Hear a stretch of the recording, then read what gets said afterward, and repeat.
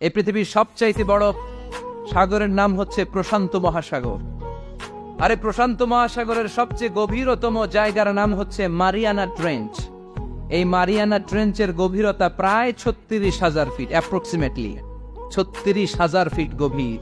কেন ইমাজিন, কল্পনা করতে পারেন আপনি কত গভীর?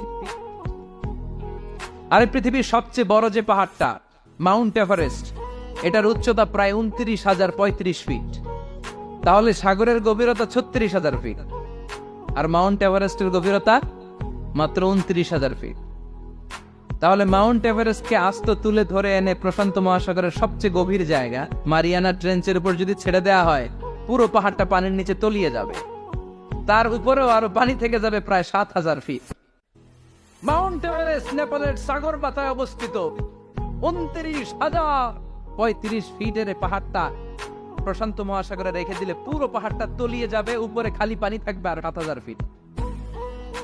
এই পৃথিবীর দ্বিতীয় গভীরতম মহাসাগরের নাম আটলান্টিক মহাসাগর, যেটার সবচাইতে গভীর জায়গার নাম পোর্টোরিকো। এই পোর্টোরিকোর গভীরতা প্রায় অ্যাপ্রক্সিমেটলি ৩৩,০০০ ফিট। সুবহানাল্লাহ পড়েন। গোটা পৃথিবীতে স্থল হচ্ছে মাত্র ৩০ ভাগ, ৭০ ভাগ হচ্ছে জল। ৩০ ভাগ স্থল, ৭০ ভাগ জল। আটলান্টিক মহাসাগর কত বড় সাগর, লম্বা যে কত বড়, অ্যাটলাস ম্যাপ নিয়ে যাদের ধারণা, কিছু ধারণা পাবেন। লম্বায় না, আড়াআড়ি ভাবে পাশের দিক থেকে আটলান্টিক মহাসাগরটা কতটুকু পাশ, কতটুকু প্রশস্ত।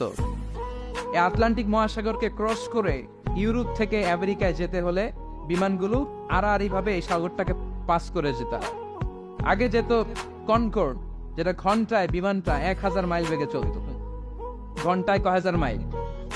যে বিমানটা ঘন্টায় ১,০০০ মাইল বেগে ছোটে, ওই বিমানটা দিয়ে আটলান্টিক মহাসাগরের পাশের দিক থেকে, লম্বায় না, পাশের দিক থেকে এই পাশ থেকে ওই পাশটা ক্রস করতে ৪ ঘন্টা লেগে যেত।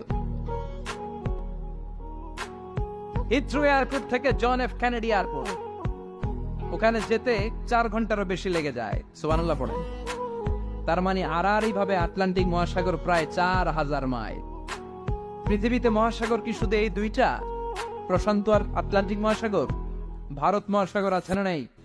উত্তর মহাসাগর, দক্ষিণ মহাসাগর, কৃষ্ণ সাগর, চায়না সাগর, ভূমধ্য সাগর, লোহিত সাগর, বঙ্গোপসাগর, সাগর আর সাগরের ছড়াছড়ি। আল্লাহ বললেন, আলহামদু, প্রশংসা তুই কেমন করে করবি শোন। পৃথিবীর সব সাগর আর মহাসাগরের পানি যদি কালি হয়ে যা, আর পৃথিবীর যত গাছপালা আছে, সব গাছপালা যে পাতাগুলো আছে, এই পাতাগুলো যদি এরকম খাতা হয়ে যায়, আর সাগরের জল নামক কালি দিয়ে গাছের পাতা নামক খাতার উপরে যদি আমার তাসবিহগুলো তোরা লিখতে শুরু করে দিস, তাহলে পৃথিবীর এই বিশাল মহাসাগরের পানিগুলো, যেগুলোকে কালির সাথে আমি উপমা দিয়েছি, এই কালি সব শেষ হয়ে যাবে। পৃথিবীতে যত গাছের পাতা আছে, যেগুলো দিন দিয়ে খাতা বানালি, খাতাও ফুরিয়ে যাবে, ফুরাবে না, শুধু আমার প্রশংসা চিৎকার করে বলেন ঠিক কিনা। এজন্য রব্বুল আলামিন বলেন, কুল্লাউ কানাল বাহরু মিদাদান লিকালিমাতি রাব্বি লানাফিদাল বাহরু ক্বাবলা আন তানফাদা কালিমাতু রাব্বি ওয়ালাউ জিনা বিমিসলিহি মাদাদা। সাগরের জলকে কালি করে, গাছের পাতাকে খাতা করে, তোমার মহিমা লেখা শেষ হবে না, যদিও লিখি প্রভু জীবন ভরে। সাগরের জলকে কালি করে, গাছের পাতাকে খাতা করে, তোমার মহিমা লেখা শেষ হবে না, যদিও লিখি প্রভু জীবন ভরে। সাগরের জলকে কালি করে, চিৎকার করে পড়েন আল্লাহু আকবার।